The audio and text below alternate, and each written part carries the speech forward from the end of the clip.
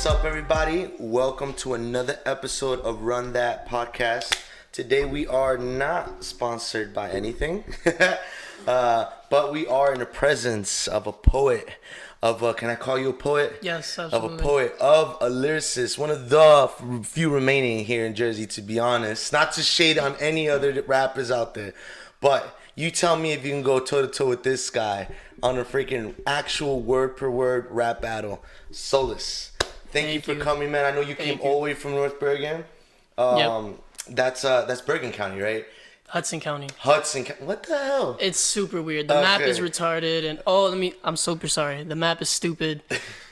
Forgive me. The map is stupid. The way they set North Bergen up was horrible. So you coming from Hudson County all the way to Morris County. So Morris County welcomes you. I know you've been in Morris County. We were just talking about how you were doing this art gallery and you just went straight ham. This was when you had long hair, and not for anything, you killed it. And I'm telling you, man, you just like it's rapid fire with you. Like there's this thing about you where if you turn it on, you it's not. I'm not trying to compare you to like Eminem, but that type of fast like. He definitely was a foundation of what came up. We was talking about we were talking about before the cameras even got on, whatever. But we were talking about Latinos and their impact in hip hop, right? So now that I didn't mean to compare you to Eminem, but you said he's one of your things. Who are actually your people that you got inspired from? Before I do that, Mm-hmm.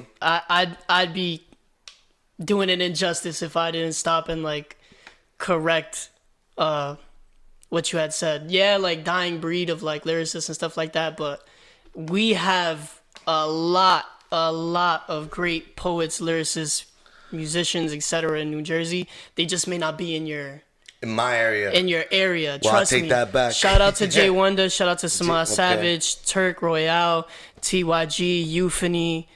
The list it's insane. Trust me. Shout out to Mose, he's a producer. Shout out to there's so many. The talent in New Jersey is crazy. Nick Valencia, Crude, Jackson.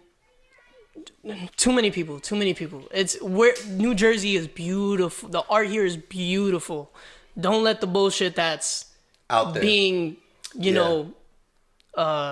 I see these, bro, and it's like we got the best. I believe we have the best. You know what I mean? Right now. But in terms of the people that founded what I built in terms of flow and lyricism, Eminem provided me with understanding the intensity of how to frame words, how to line things up, how to say them, how to play with syllables and rhyme schemes. He was the first person that was I sat there oh, he's doing acrobatics. You feel me? He's not just saying things straight through. You know what I mean? Because he's literally if I could map it out in my head, shit would look like somebody close their eyes and just start swiggling on a piece of paper. You feel me? His words is doing so much, and there's so many dimensions to what he's doing. He made me want to reach that caliber of lyricism in terms of how I hold that pen, Yeah. You look at people like Biggie, who held that steady flow of straight through, but also having a melody. So it's this nice flow, you feel me? And also having a tone. Because a lot of people, they be oh, I rap, and yeah, they rap good, but there's something off. It's either your voice, your tone. It's more than just saying words, you feel me? When it comes to making music, there's a way you have to say things. And Biggie was one of those people where I was this shit sounds like music, but hardcore rap shit, You got Big L, who also was that. To me, he was Eminem for the African American community before Eminem. Eminem. Rest in peace, Big L. Big L was amazing. Biggie Smalls, Big L. DMX, Rakim, Big Daddy Kane, Rakim, Nas, Jay-Z, Lupe, Royce the 5'9". Oh my God, the list. So, I'm gonna look back and just be mad that I didn't say people. How old are you, man? I'm 23. 23. I just turned 23. Yeah. 23, and for you to be naming all these people just show that you actually take your time to look back and figure out hip hop. Because well, not even that. I was raised by 90s parents, you know? So they listen to that type of music? It's amazing because being Puerto Rican and being that we migrated here and that culture blended with us, it's like we rock with hip hop. So even Puerto Ricans from the 90s, 80s rock with hip hop. Mm-hmm. So I was blessed to, grow up with that culture as well as ours, Gotcha. So yeah, my dad was always, one of the first albums I was always hearing was DMX, It's Dark and Hell is Hot. Like Biggie Smalls, Ready to Die, Nas, Illmatic, like all of those my dad was playing. So good for that, man. And that's where the influence came from. And then you started to, like, I guess, when did you start, like, to put pen to your paper? Me and your mans was having this conversation where, like, as a young kid, I was always a writer. So when I was a kid, I always wanted to be a book writer. Mm-hmm. So they don't do it now, but back in the day when we went to school, they used to have, like, 4 types of essays. Now I think there's, like, 2 or 3, where one of the essays, you were able to write your own story. Okay. So they'll have, I forgot what's the topics, but one of the essays, they'll give you a question. You have to answer it in 5 paragraphs. Another one, they'll give you a scenario. You got to create something with, and then the other one was like free write, but create a story with a plot, a setting, and the whole 9. I was the kid that was always picking that essay. I was always writing my own stories, and I was always getting the top grade. Like, so you looked forward to English class. Oh my God. All my English classes, I was one of the best writers in all of my classes. My college class, I failed my first English college class. Peep this, right? The teacher goes, the point of this first day, the point of this class is to make you guys better writers. That is the goal of this class. That is what you're here for. That is why you're going to pass. I did not do not one single homework because to me it was like a big ass waste of time. It was like I hate feeling like I'm wasting my life. You know what I mean? So that homework, I was like, you're gonna make me read this bullshit and write about it? Like, come on, bro. We're in college now. You feel me? Like, let's get creative. You feel me? So I didn't do none of the homework. I was good in class. Whatever. The way that you pass, they make you write a whole, I forgot how many paragraphs, how many pages, but you have to write this essay, and they send it to 3 judges in 3 different states who grade the essay. Okay. They rate it 1 to 7. Depending on what you get, like a certain amount of total score, you get to pass to the next one. Mine, they all judged me with the highest grade. All 3 judges gave me the highest grade. I failed the class. If the point is to make me a better writer, and I'm the best I could be, from the score, like, why am I not? Because of homework, like that shit just made no sense to me. It sounds kind of stupid. Yeah, you know what I mean. Like I get it, but I don't get it. Yeah. But to say that is like I've always been a writer. A writer, okay. Maybe not in a lyrical sense, but the foundation of writing was always there. No, and I guess that's what makes it so your pen is so sharp. I guess because you and not for nothing, you're 23, right? Mm-hmm. Young. I thought your influences would be more of the after the 90s in terms of like you're talking about the digital age with like Soulja Boy and all these other like rappers like Drake and Cole, like they ain't coming. Not gonna lie, I always say this, and they do contribute to that. From the last from that digital age, and I'm talking about like the start of MySpace, Facebook, the growth of YouTube. The people I think that came from that era that I really think these are they were the last 3 great ones from that class. I guess it would be Cole, Kendrick, and Drake, right? Drake with putting hip hop in the melodies, Cole and Kendrick for keeping the storytelling and the rap alive. I might be wrong now because I'm out of tune with the new hip hop. Mm-hmm. I really don't enjoy the new hip hop. Yeah, I like what the producers are doing. They're in a different. The producers nowadays are in a different zone. Bugging.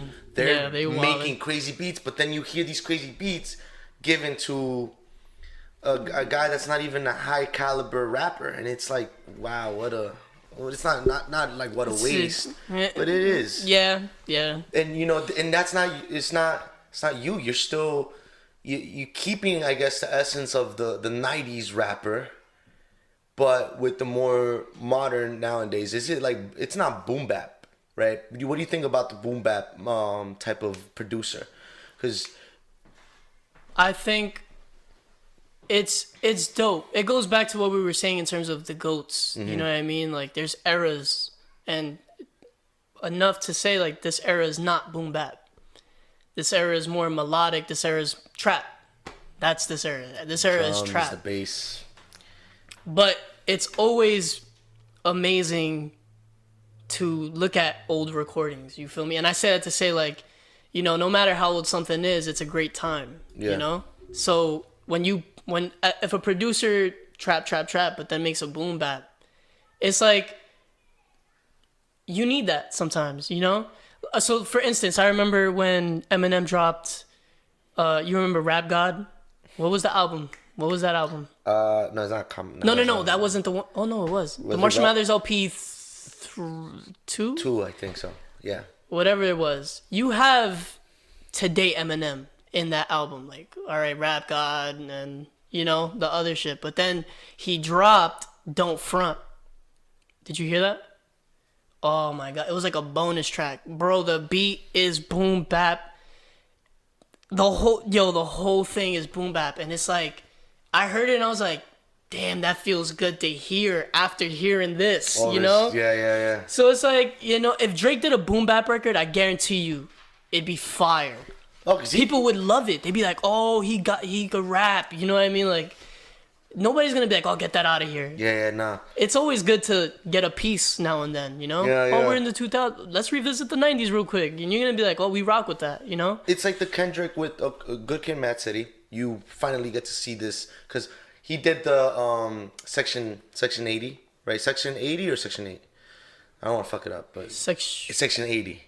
Section 8. Yeah, section 8. But it's 8.0. 8.0. All right. But it's section 8 because of like, when you have section 8. Yeah. The projects. Mm-hmm. You heard this like Kendrick in the digital age type of like beats and stuff. Like he's alright there like trying to like show himself, but he had that rap. He was a rapper. That's why I always say like there's a difference between rapper and a hip hop artist. A rapper for me, I think, knows how to spit. Hip hop artist knows how to make music with the hip hop elements. Mm-hmm. As a rapper does too. A rapper, he needs the hip hop elements to be able to like make a rap album, make a rap song. It's included. That's why people like sometimes get confused. Rap and hip hop, that's the same thing. It is, but you can't have a hip hop artist going to rap because they don't know how to rap. If it makes sense, right? So yeah. We have that thing of so he goes with Section 8, then he drops Good Kid, Mad City, where he just completely blows.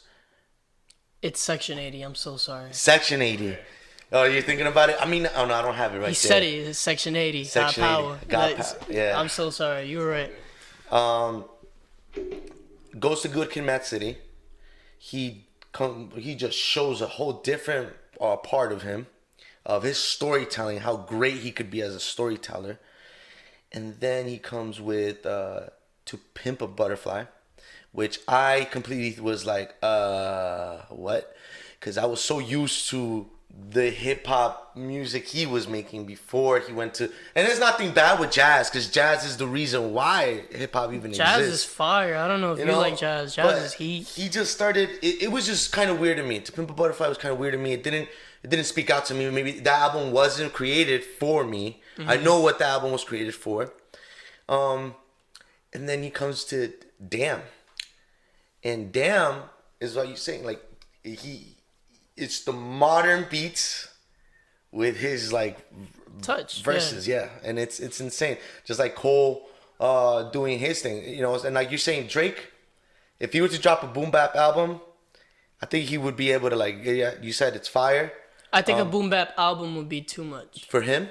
Yeah, Maybe like a 3-song EP. 3 songs is that? But not no album. When he does the freestyles, I love it.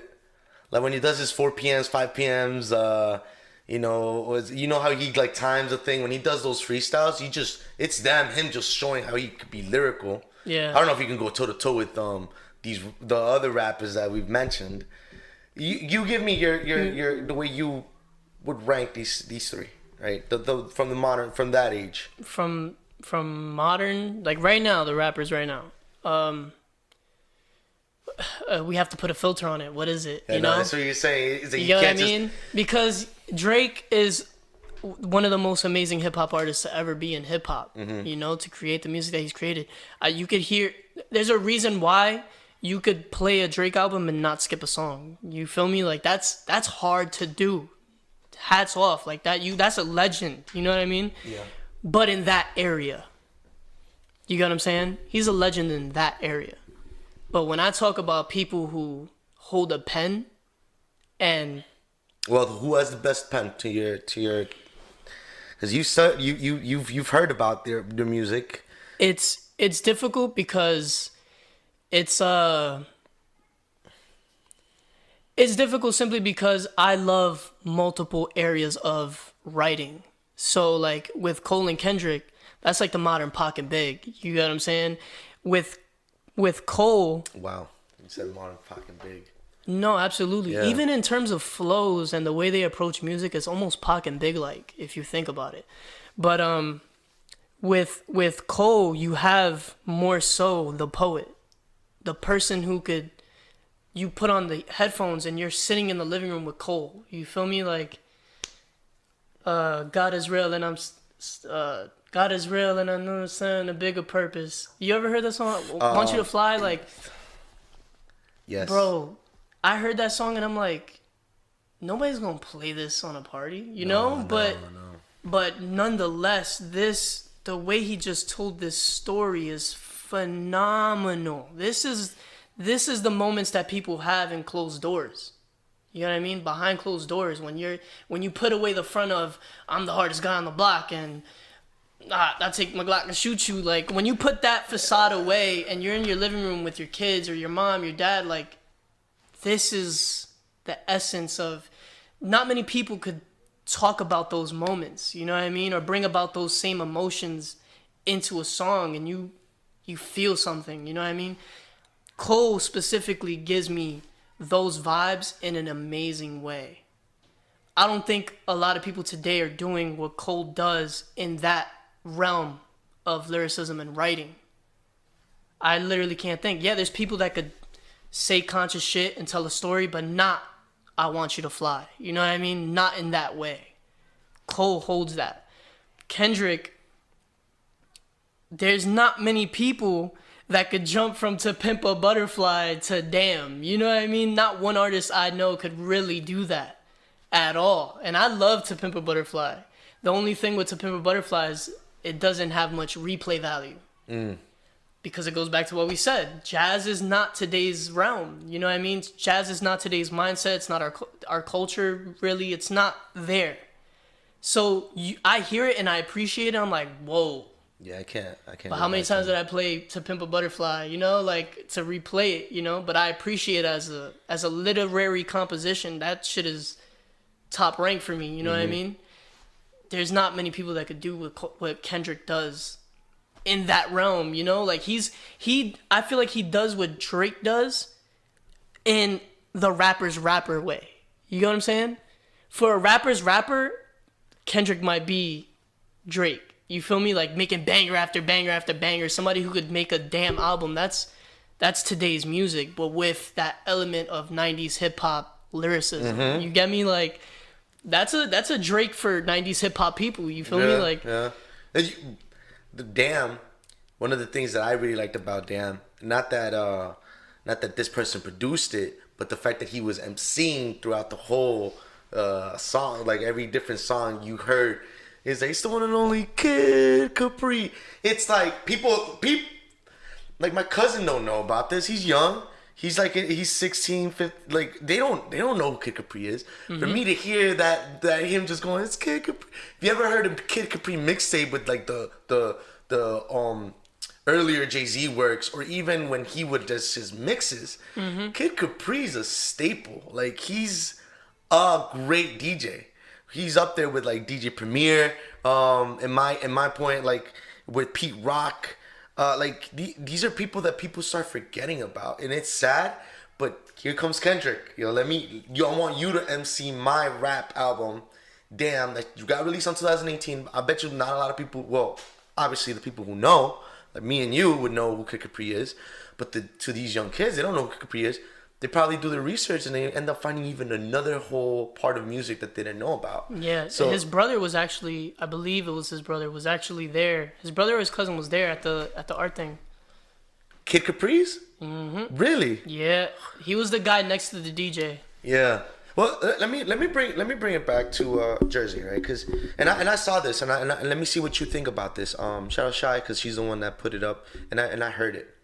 And it's basically she said that if you go to the West Coast in LA, local artists, they work together with, like, they'll smile on set, they'll smile at you even though they hate you, but they work with you because they know we're gonna work on the content, make sure the content is prime, right? Yeah. You go to freaking New York City, all these local artists, let's all move in together in a freaking room. We're gonna starve together, but we're gonna eventually come up with something neat together, right? Let's put all our minds together and work. And then it says, but in Jersey, and then it says Jersey is a small place, holds a lot of talent, but the thing that gets between talent is that people there's no community. It's really not that much of a community. What do you think about that? I completely disagree. Really? Completely disagree. I always it's again a conversation we were having with your mans here. We were talking about people who have different mindsets, who don't get the concepts that you get, almost in the same way of like the communities that are around. Before I was hip-hop artist, if I wasn't a rapper, or fuck a rapper, if I wasn't an artist, I don't think I'd know Turk, Samad Savage, Jay Wonder, Euphony, TYG, and I don't think I know any of these people. I wouldn't even know they exist. I wouldn't even know there's a scene of amazing music being created. Like, who knows where the hell I'd be, you know what I mean? I bet I could talk to some friend I grew up with in high school, in grade school, and I'll be like, yo, you know this person? They'll be like, no. You know what I mean? And it's like, damn, you don't know that guy, you know? So I don't think people, if you're not searching for talent, you're not gonna find what's sitting in the haystack, you know? Like, I'm telling you, there's amazing people. Rio Quest, that's another one, Rio Quest. There's amazing artists that are laying in New Jersey that just, bro, Rio Quest, right? Mm-hmm. One of the few artists that, one, doesn't have a catalog like that. And I've sat in his room and he's played me music that he didn't release. He's played me music he released.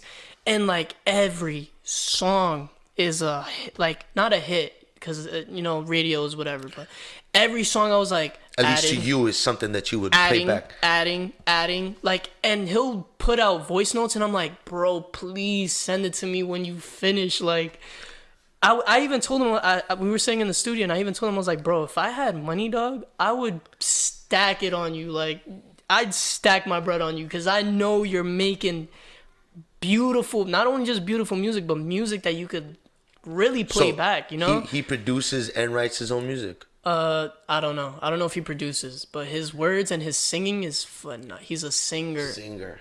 That's hard to say today, you know? Like, he's a singer. And another amazing thing is, like, not to bring up ethnicity and, you know, race as if that shit matters, but, like, Rio, please forgive me if I fuck this up. I believe he's Filipino. Or from an Asian area country, you know what I mean? That's hard to say, you know, in hip hop today. Like, today we have not seen a mainstream Asian rapper come up But he ain't even a rapper. He could rap. He could, if he wanted to, he could rap. Okay. But he's a singer. He's a singer. Which I find even more great. You know what I mean? Yeah, who says, "Oh, I want to sing today," you know? Well, like I feel like a lot of people want to be rappers, and it's like, you know, to be a singer, like that shit's crazy. No. Oh man. I think and then the singers, it's just without the auto-tune. That's another thing. He could sing. Like he's that guy. You feel me? He's got a good voice. He's that guy. Okay. Yeah. All right. So you don't believe that there is a strong community then? I'm so sorry. And to top that point was to say, like, we all know each other. We all hit each other up. We all make music together. We like. Yeah. It's beautiful. I don't know if you could bleep stuff out when I say it. No, go ahead, man. This is uncensored. You might want to bleep this out. Okay. I might, but like they never charged me for features. Like, you know what I mean? Like these are phenomenal artists. Like Samad. But I'll tell you though. And also I'm super sorry. Go ahead. I just want to finish this point. Not to say that, you know, they deserve their money, you know what I mean? But it's just a friendship, you know what I mean? Where it's like, nah, let's cook up in the living room, like as if we kids, you know what I mean? And even Real Quest, he did a big thing in his backyard. All artists pulled up, artists, producers, everything. Like we're a community, you feel me? And we all respect, love each other, support each other, and it's like that, you know? Well, I like that you said that because I did see that in the morning about how, you know, in all these other places, these people like help each other out. But it was a girl saying it, that, you know, that she feels like in Jersey there's so much talent, but, you know, there's the lack of people really helping each other out to grow because there's always this thing of, well, I don't want him to shine or her to shine. You know, there's always that. But the fact that you're saying all this, and you're right, you are right about that.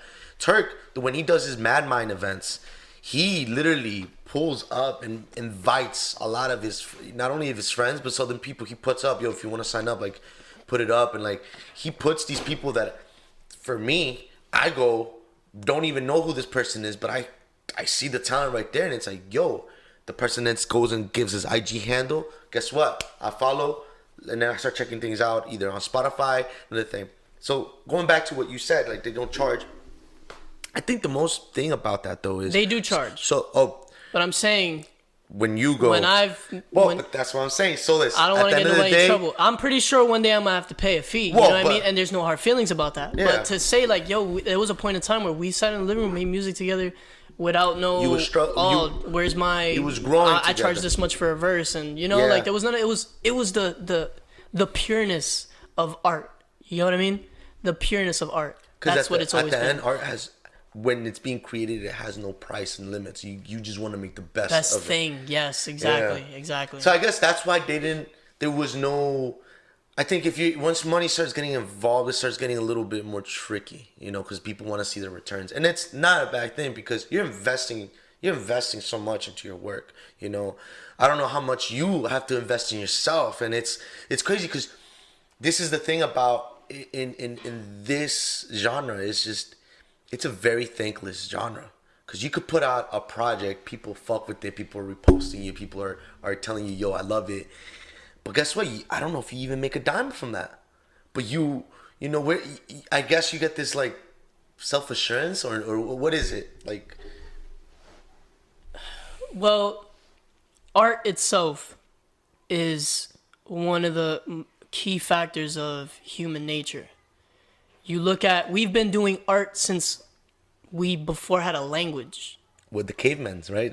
We've been painting on caves. We've been creating drums. We've been doing art. We've been making beads. And art is a part of human nature. Art never, in the beginning, ever had this thing of, oh, I want this or I want this. I want my art to bring this. It was never about that. It was always something... either personal, religious, it always had a different purpose other than something that was superficial. I feel like, what was your question? I'm super sorry. About the fact that when you invest yourself so much into something, you're putting the end return. So I say that to say there's not really money coming back. Yeah, exactly. So I say that to say that stepping into music, of course I had this mentality of at some point like, looking to the side and being like, damn, he got a crazy car. Like, he got this crazy, like, he just got this, you see what the superficial brings with it. And you're like, oh, maybe when, as a kid, you're like, yeah, I want to not have a job and ride around in this fancy whip. But the intent and the original thought when I first wrote my first rap was never that. I never stepped into hip hop and said, I want fame, I want money, I want gold, I want women, I literally stepped in as a writer saying, hell nah, because again, I wrote stories. When I wrote my first rap, I was like, this shit is hard, yo. Like, and the writer in me was like, hell no, there can't be something that beats me in my lane, I'm a writer. I should be able to write whenever, wherever, and whatever. So knowing that it was hard for me, I tried to keep doing it until it became something that was like, oh shit, I got it, Yeah. So the intent of me creating the art, I feel, had the original spark, that thing that made the caveman paint, the thing that made the person create the drum. Mm-hmm. I feel like it was that same energy and that same intent that kept me pushing, And I think if you look at a lot of people today who really make amazing things, Real Quest, J1, The Sama Savage, Euphony, Teewhy, like people who create amazing art, specifically writers, I could tell the day that they wrote their first rap, it was not about money. I know for a freaking fact, and I never asked them, I know for a fact that if when did you write your first rap and why? It's never gonna be because, I saw Drake with chains and I was like, I want that. I guarantee you ask any of these people, it's never that. You know what, man? And that, I think that's what separates that group with these other ones, because it's sad because most of these young kids, most of these people are trying because of the superficial things. I know this new rapper in the scene, I don't want to say names, and it's not that I don't fuck with it. He has a flow and he's got a following now. But all he talks about is, I'm the underdog, I did this, blah, blah, blah. And there's nothing wrong writing about how you was an underdog. Mm-hmm. But when you start mentioning that about, when you start talking about drugs, pushing and just like hustling, but that person and you're like, bro, what are you talking about? Like, I'm talking about with the guns and like, I'm gonna put, it's like, Big L, he did say some crazy shit, right? But he lived that, right? It's another, again, I guess I look at music so much in the term of like a writer. Mm-hmm. So with people like Eminem, one of the biggest influences, bro, I was rapping Insane. I don't know if you ever heard that song. From him. It's a whole song about his stepdad raping him. I almost guarantee you that shit never happened to him. Oh. He's written shit where he said I fuck my own mother without a rubber, have a son and a new daughter have a son and a new brother at the same time and say that it ain't mine. What's my name? Like, bro, I sat there like, yo, like, not in the sense of like that's bars, but bro, that's bars, like low key, you know what I mean? Like, he wilded out. But come on, bro, like the way he set the words up, the storytelling. My mom without a rubber, have a son and a new brother. Like, it's not what he's saying. It's the words, the way he's using the words, the way the story is connecting, where I was like, oh shit. Okay. Like, in the sense of a lot of these people say they hard, say they got this, say that. Yo, for a fact, I know I didn't answer your question before. We don't make a lot of money. Like, bruh, I go on my DistroKid right now. I probably got like 2,000 plus streams because of all the features and shit like that. And then the total money at the bottom is literally like $8.47. Bro, we don't make money. I did a 6-song EP. My first EP, $6,000. Recording, mixing. That you put. Oh, yeah, that I've worked a 9-to-5 for a year plus to put out 6 songs. 6. I worked a year plus to put out 6 songs. That's plus artwork. That's plus mixing, mastering, recording. That's plus promo. I spent $6,000 paying for a mic, 2 speakers, interface, and Pro Tools. That's 5 things. $6,000. We don't make a lot of money, bro, and there's no return out here. You feel me? Like there's no. I haven't made none of that back, and it's been 4+ years. You know what I mean? And you still going at it because the love you have. Because of that original spark, that thing passion. that tells you, it just connects you. Like it's. At this point, you're still young, bro, and you know I have seen Cole live. And me too. Amazing. He's amazing. And at the end, I don't know, because he always does this thing where he has this like one-on-one with the crowd, and he says, yo, if you're making your music, you keep making your music. Like, you keep doing it. Like, you keep doing it. Don't worry about the bread. Don't worry about that. That will settle itself. But if you're good, and if you just keep getting better, you will get to what you want. And it's like, geez, he's like, when did he make, he was like already like 25, 26 when he was finally starting to make some noise. Mm-hmm. His biggest achievement, which is Forest Hills Drive for me at least, which really solidified him. I thought that was it. That's it. I don't want to hear it anymore. He is one of the best. Now, right? He could definitely be ranked, even with the freaking GOATs from the 90s, from the 80s. He would be ranked on the top, for me at least, top 50. Mm-hmm. At least. But, like, his best project, I think he was, like, 30 years old or like, maybe late 20s. So, that just comes to show, like, you have to have the passion on it. I feel like some artists, yeah, they're good.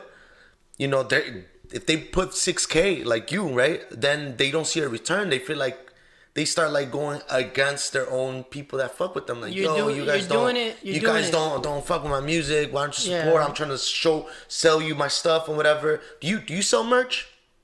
I used to, but again, the money for that is like. You see no return. Bro, it's like I get scared to like jump into that lane. I'm like, shit, this music's taking up a lot. Jump into some merch. I don't know. I'll be bankrupt. Like, it's, and to say that people that think like that, like, oh, I don't see a return, like, you're doing it for the wrong reason. You know what I mean? Like, so to say like, you're doing it for the wrong reasons. You're doing it for the wrong reasons, but I've also seen cases where,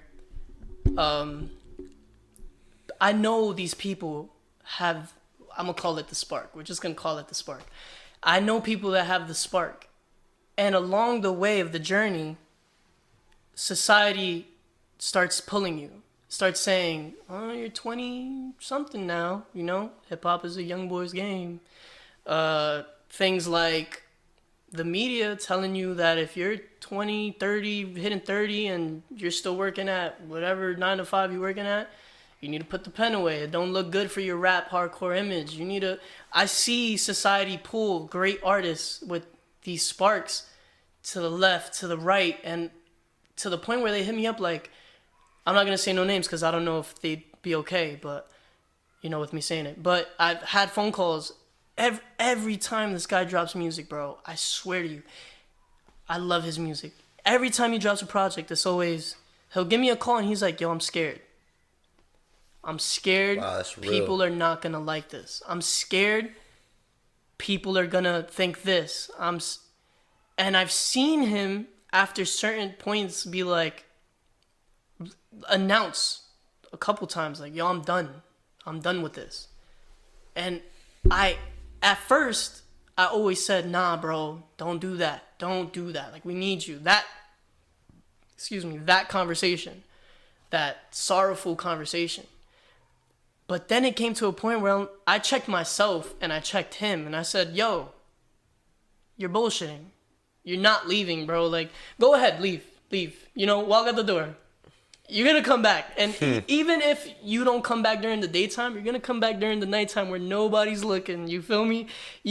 I swear to you, these people would be God bless that they live this long, 80 plus years old. I swear they're going to pick up a pen and write some shit. I swear they're going to have little kids and they're going to spit some bars. I promise you, because I know they have it. I know they have the spark. I know there's something in them that tells them to write. And every time he does it, I'm like, bro, you're not leaving. You're lying to yourself. And even if you don't put out music on iTunes, Spotify, you're gonna sit in your living room and you're gonna write some shit. You're gonna play a beat one day. You're gonna freestyle. You're gonna feed yourself, because when you have the spark, it's a feeling that every other human has when they feel tired, when they feel hungry, when you feel thirsty. You go and you get the drink. You go and you lay down. You do it because you feel it. And it's not something that you may want to do. It's just your body tells you. It's the same thing for people that have the spark. There's something in you at a certain time of day and you say, hey, I'm lyrically hungry. And you go and you satisfy that hunger and you do this and you do that. Well, let me tell you about that hunger though. Like, I'm pretty sure you've had to deal with sometimes when you hit the wall. Have you hit the wall before? Yeah, and it was scary the first time. Okay. The first 2 times it was scary, but then I peeped the pattern and I was like, oh, okay. Give myself some time. You know what I mean? Just because you're an artist doesn't mean you got to shit out music every week. You don't got to be a Russ. Mm-hmm. You don't have to freaking... Oh, Russ. Speaking of Jersey, right? Legend. Oh, my God.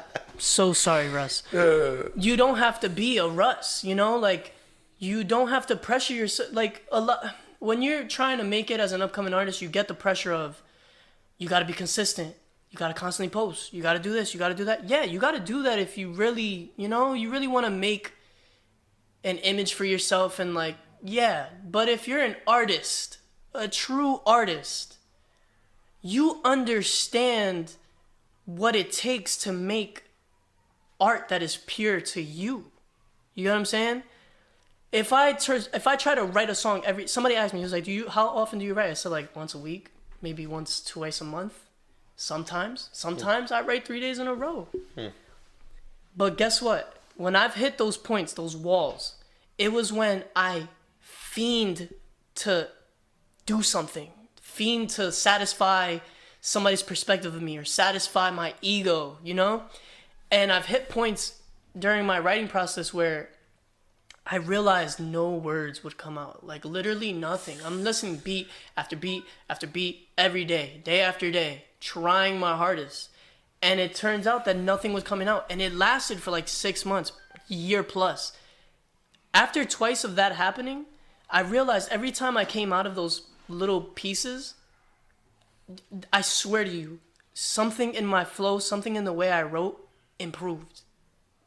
It was like a time period, a gap of rest, because I was developing a new flow, a new thing. Like my mind or my body, my soul, something was harvesting something new off of the experiences that I've already experienced. Yeah. And it was just telling me like, yo, give me some goddamn time, because I'm gonna come back and watch what we're gonna do. It was that. So every time I had these 6-month periods of like, yo, why is nothing coming out? Like, I'd get scared. Like, yo, did I lose passion? Did something, am I not for this? Like those questions. But then when that hunger, that feeling came and I wrote, I was like, no way. So like for anybody that wants to understand what I'm talking about, if you go to my YouTube and listen to my first few songs, right? All those songs, you hear the amateur. You hear the amateur. Then there comes a point when you hit the song Black, BLVCK. Between that song and all the songs prior to that was a big time gap of nothing. And if you hear all the songs before and you hear Black, you're like, whoa.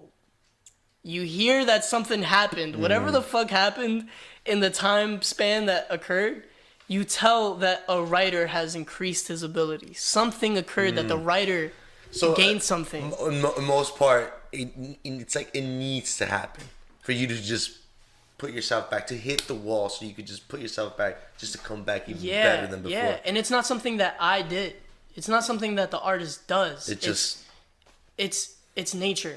It's the nature of whatever that is, I never really thought too much about it, but now that we're talking about it, I'm realizing it. Like, whatever that nature is that makes you lose yourself for a minute, That moment where you're like, they call it writer's block. Yeah. That writer's block, that's a developing moment. Something is happening for the writer that is occurring that's subconscious. It's not something that they're doing on purpose. Yeah. Something is stopping you for a reason. You know what I mean? I hate to keep repeating this thing, but like, you realize sometimes people, when they're sad, they stop eating. Or when they're sad, they eat. There's something in you that's telling you something, whether you realize it or not. Depression, anxiety, whatever. But you're not hungry. It's not that you don't want to eat. It's that your body's not letting you eat. It's the same thing. There's something occurring within the writer's conscious or whatever that's saying, I don't want to write because there's something developing here. There's something that I'm doing. And when I'm ready to write and you're ready to write, we're going to write and watch what's going to happen. It's that thing. It's the same nature. It's just in a different realm. Tell me something about because, you know, when some people, when they hit that wall, though, they battle with themselves mentally. How's your mental? It's a hard place because often as human nature, you identify yourself as something. I identify as this Puerto Rican, Cuban. I identify as this writer. Or for anybody else, I identify as this gangster rapper. The minute that you're not able to satisfy the ego of those identities, you start to have an identity crisis. You feel me? Like, you start to be like, again, like who am I? Damn, man, what's happening here? I'm the guy that people call the top tier rapper. I'm the staple for my block. Why am I not doing my job? And it's a hard place to be, you know what I mean? But nonetheless, nothing in nature stays the same, you know? And there's gonna be, boom, the light at the end of the tunnel, you feel me? Like, that's the laws of nature, whether it's physical or spiritual or mental, it's the same. How much of your Puerto Rican side do you feel like Puerto Rican and Cuban side? Because you are both. Yeah. Like I said, it's a hell of a mix right there. But hey, you know, how much of that is really like responsible for the way you are, like your character? Because from the few Puerto Ricans that I've known, and I'm talking about like a good 10 of them, it's always this like, it's and I don't want to like offend, but they have this like spicy attitude, you know, like they're not to fuck with, but they're very good people. But okay. You know what I mean? Like their attitude is like, they don't fuck with me, but if I fuck with you, like just they're very. I feel like they're very hard to read people, but if you get to know them, it's a wrap. Yeah, it's a wrap. You know how they are. You know, it's nothing bad. Yeah. It's funny you say that. That shit is like kind of like my dad. Like, my dad is like this very hardcore, like machismo, like freaking, you know, gangsta Puerto Rican dude from, you know. But like, if you meet him on, like, he has this ego, the machismo thing, you know, like on the street he'll grill you, you know, like he'll like test gangster, you feel me? But if you know him, it's like the most wonderful guy. Like, you would never, you know? I see what you're saying. And with that, to go into the identity thing, that's what I struggled with growing up.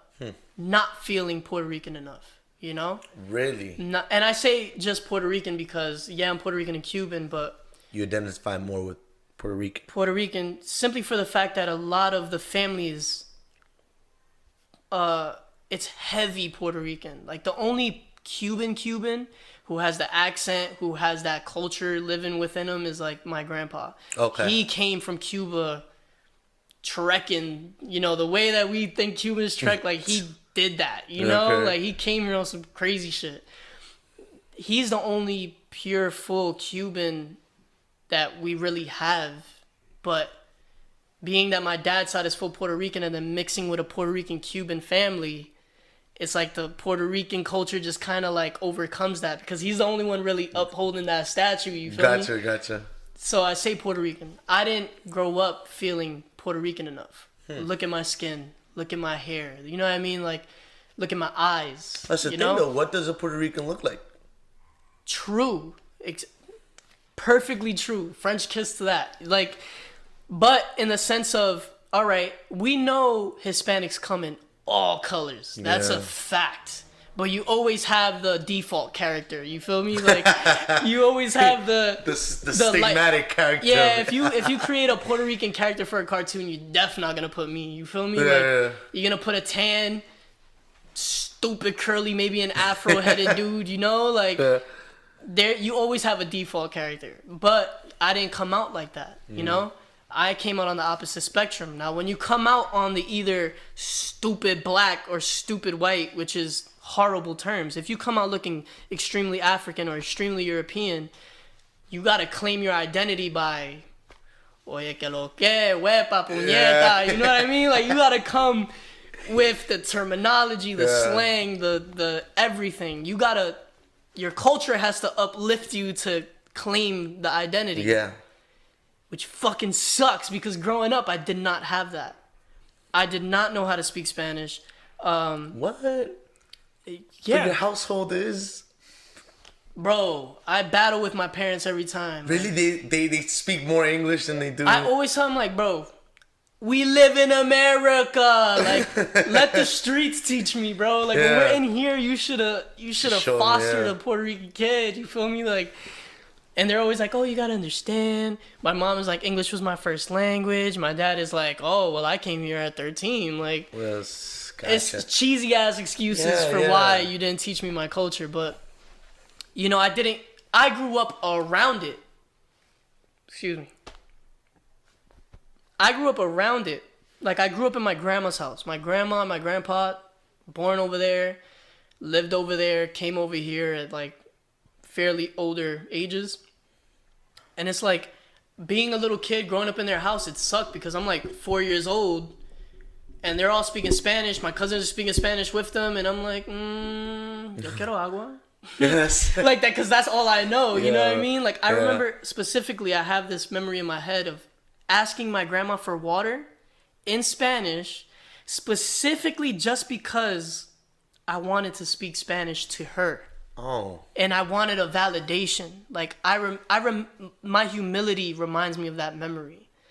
And she got mad because she gave me the water. I took a sip and I didn't want no more. Oh. And I remember her wilding out in Spanish. I can't say the words because my Spanish isn't that good. But she was like, basically in Spanish, like, don't be asking for stuff that you're not going to, eat the whole thing or drink the whole thing. And I'm like, the humility set in, like, damn. Like, only she knew. Look what you got yourself in. Yeah, but she didn't know, you know? A lot of my childhood is that validation, that searching for, give me something. And my whole childhood is filled with the denial, the no, stay over there. You know what I mean? Like, you're not here. Mm-hmm. You know, like, yeah, your blood is that, but don't say that you're that, you know? That's how it was my whole life growing up. And it wasn't until 5 or 6 years ago where I actually decided to grab life by the balls and say, nah, fuck that. I'm gonna learn, you know what I mean? Like, because to sit around and mope and, be like, well, this is the hand that was dealt, like, nah, it's a shitty excuse to not know who you are, you know? Yeah. I started learning Spanish on my own. I worked at Sam's Club, and where I'm at, it's a heavy Hispanic Latino population. Gotcha. Bergen is heavy, Seahawk is heavy with Hispanics. So working at Sam's Club, I work in the meat department. I'm hearing Spanish people say, ¿Dónde está el mulo? You know what I mean? Like, what the fuck is that? Like, ¿Qué eso? And then they'll point to me like that. And I'm like, oh, okay, thigh. All right. I know what a thigh is in Spanish. You feel me? Yeah. Keep hearing shit. Like when they'll talk to the butchers, they'll say, oh, I want this thin in Spanish, or like, sin grasa. Like, I'm there just taking notes. Like, all right. Oh, I don't hear the S when they speak. I don't hear the D. Estoy cansado. You know what I mean? I don't hear these things. Taking notes. I downloaded Google Translate. I hear some shit. What is that? Type it in. Oh, that's what that means. That's wild that you say that, man, because I take it for granted growing up in a Mexican household. So in my house, they taught me Spanish. And like you said, in the schools or whatever, then I learned English. and I just take that for granted. But hearing that you actually want to know more about, you know, being able to like speak Spanish, get very good at it, and it's like, wow, like it just fucking hits me in the head, like, damn it, I didn't know that. Yeah, and that's the story for a lot of Puerto Ricans because of our history, and that's an aspect that a lot of people don't get. I was doing a DoorDash delivery, and it was like in Communipal, which is like some real, I don't know about no more, but it was a really bad area at the time, and if you get that energy. And I was sitting on a thing to pick up some guy's food at a little corner, like a hot dog stand or whatever, and some Dominican guy asked me in Spanish, like, "Oh, you're on the line?" And I was like, "Yeah," but I told him in Spanish, I'm doing a delivery, I'm waiting for the guy's order. And then he started saying something. He started asking me in Spanish. This is how bad I am in Spanish that I can't reiterate in Spanish what he said. But he basically said, he started asking me about DoorDash, like, "Oh, does it pay good?" But you know, Dominicans, they talk fast, yeah. And like, I'm like, my brain is like taking one word, two words, like trying to figure out what the fuck the sentence is. And I told him in Spanish, I'm like, "I'm sorry, but you gotta speak a little slower because like my Spanish ain't good." And then he asked me in Spanish, "What are you?" And I said, "Puerto Rican Cuban." Then he started speaking English. He was like, "Let me ask you a question. How come no Puerto Ricans know how to speak Spanish?" I was like, "Oh shit, this man just hit me with that one," and I just had to laugh. Like, I don't got time to explain it to you. You feel me? Yeah. I don't have time to give you the whole history, but that's our story, and it's sad. But what's something that's not taught in the schools, if you look at literary Puerto Rican writers and poets, and they speak the story of what I'm saying. Mm-hmm. Peter Thomas, I believe, is one of them. A guy who grew up Puerto Rican and African, looking tan, darkish skin, growing up, he knew Spanish, still had an identity crisis because he lived during a time where racism was still bad, but it was out there. Like, I'll call you spick to your face, or, you know, come crazy. Like, Gotcha. people where Puerto Ricans and Italians still banged out, like that type of racism. That's insane. I believe the book is called I can't get it right now, but he tells the story of that identity crisis. Am I white? Am I black? Am I Hispanic? His black friends would tell him, "You're black." They see you as black, you're black. Yeah. And we still struggle with that, you know? It's difficult. That's a good thing that you're bringing up, man, because I'm not saying for me, but I've heard it when growing up, is that there's this stigma that there's like Puerto Ricans are the white Latinos. Like, I'm not talking about skin color, I'm talking about the fact that, you know, they're not really Latinos. Culturally. You know? Yeah. And it's sad because it's, like I said, like, La Isla del Encanto, right? I feel like you go to Puerto Rico and it's rich in culture.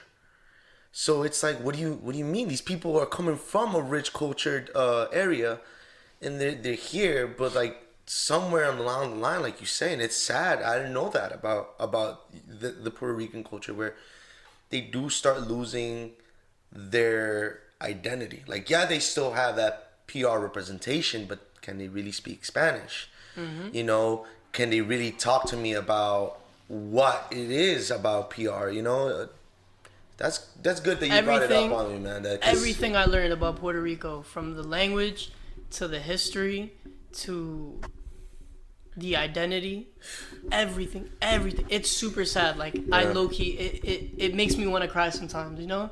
But literally, I learned all that on my own. You feel me? Like, I don't understand how come we don't keep that. How come we don't teach that? How come... You think that's something that is wrong within the Puerto Rican culture itself? Like, the community itself here in the States? It's hard to say that it's our fault. Because there's pride in... Puerto Ricans have pride in being Puerto Rican, no matter what. Like, but it's... You can't say, is that a problem with the culture? It's the problem with, again, who's controlling it? Damn.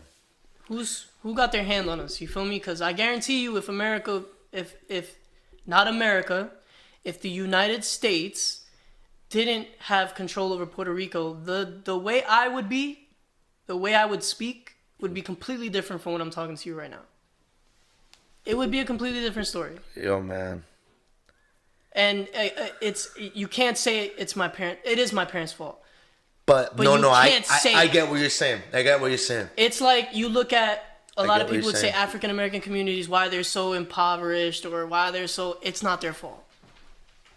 Physically, you see the actions of people struggling, the actions of maybe drug issues, drug addicts. And I have those in my family. I'm not trying to say this is just the African American community. I lost family to drug addiction. I lost family to alcohol addiction. We're the product of the same struggle. I'm not saying that we're separate from you guys. The African American communities, when you see them with drug issues, you see people late at night stumbling in this, and yeah, you see their actions, but you don't see the psychological trauma. You don't see the generational trauma. You don't see that shit. Mm-mm. So don't talk. Don't say it's their fault. It's not that they're lazy. It's not that they don't want to work. It's not that they want to do drugs. No, look at the history. Look at the shit that you put them through and ask yourself, why is this person standing before me in the condition that they're in? Yeah, you have control of your life, but again, you're dealt cards when you start the fucking game. So, if nobody tells you how to play the game, how the hell are you going to know? Yeah. So to say, oh, why don't you learn Spanish? Why don't you know Spanish? Why don't you know how to dance? Why don't you know this? Why? Yeah, it is. It's my trauma. It's the generational whatever. But if you're conscious of that, if you're conscious of trauma, if you're conscious of generational curses or the hand you were dealt, then it becomes your fault.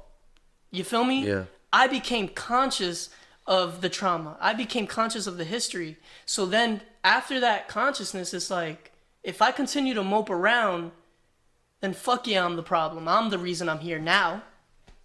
But now that I know, it's my duty to learn. It's my duty to pick up. I got to do it. You know what I mean?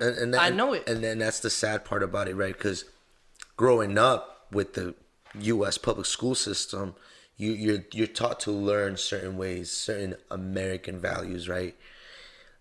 But once you start really learning stuff we don't learn in school, stuff that really does take place, like I told you, I had my guest Spanky here, Puerto Rican. He started telling me about all these issues that the U.S. has done to PR and how fucked up they've been able to just control them, and it's sad. And then you start taking the veil off, unveiling this fact that U.S. just as much as good that they try to be, there's also this dark side of it that you're like, God, it just doesn't. Damn. The CIA during the time of Albizu Campos, I don't know if you know him. He's the one that started the Independence Party for Puerto Rico. So at that time, they had something called, I believe it's carpetas, where the CIA had the name of every nationalist family, the family's friends, and the friends of the friends. What time they went to the barber, what time they got coffee, what time they brushed their teeth, who they talked to, intercepted emails, all that, on all of them. So if I was a nationalist and you're my boy, not only am I on a CIA document, FBI document, you are, your mom, your dad, and whoever they talk to. You got what I'm saying? And down to the point of where you at what time of day, your schedule. It was that deep. That's the type of colonialism, imperialism, that Puerto Rico went through and goes through. You know what I mean? Why? Bro, we should have we should have started with this from very get, because I know this is something and it's something that should be shed light on, because and it sucks that we get labeled as minorities, but man, so we're not. We're running out of time. Damn, is it time limit? I know, yo. Unfortunately, but thank you though for coming on. Please give us give us an advice that you would give to a young artist coming up. what would you say?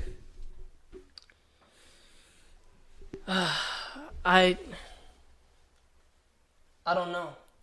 I literally don't know, because you know what? I'll say this.